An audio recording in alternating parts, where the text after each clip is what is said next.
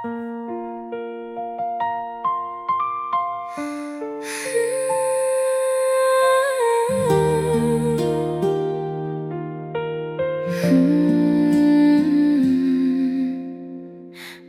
រាត្រីឈានចូលមកដល់ភាពត្រជាក់ក៏ចាប់ផ្ដើមគ្រប់ដុនដប់ស្រទាប់ផ្កាដែលធ្លាក់ចូលមកដីក៏ប្រែជាព្រើមាសដ៏ត្រជាក់រូបអ្នកកំពុងតែឈរដកដងហាំធំសំលឹងមើលមកពីចុងថ្ងៃសំលឹងមើលរហូតតតែអស់កម្លាំងពីកៅភ្នែកទោះបីជាខំប្រឹងមិនគិតក៏ចិត្តនៅតែមិនអាចបំភ្លេចបានឡើយផ្កាចំបៃដ៏ស្រស់ស្អាតប្រៃជាស្រពោននឹងត្រជាក់ស្រែទាំងជាតិមុននឹងជាតិភពនេះរកការឈឺចាប់គឺដើម្បីតែរូបអ្នក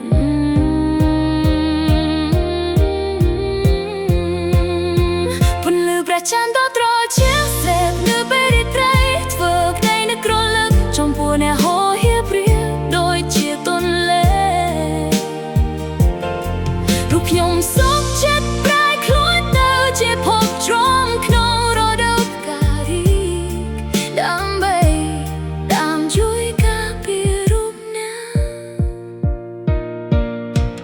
ពេលវេលាដែលធ្លាក់ចូលក្នុងលោកីដ៏វឹកវរនេះចុងក្រោយទៅក៏មិនអាចរក្សាទុកអ្វីបានចាស់ឡើយខ្ញុំលែងមើលទៅស្លាកស្នាមចាស់ចាស់ដែលបន្សល់ទុកពីមុនវាគ្រប់គ្រងនឹងធ្វើឲ្យបេះដូងមួយនេះត្រូវឈឺចាប់អស់បីជាតិបីភពមុនលើព្រះច័ន្ទដ៏ត្រជាក់ស្រែនៅពេលរាត្រីធ្វើក្តីនឹករលឹកចំពោះអ្នកហោហៀព្រាដូចជាទន្លេរូបខ្ញុំសុខចិត្តប្រែខ្លួនទៅជាភពជ្រាំក្នុងរដូវផ្ការីកដើម្បី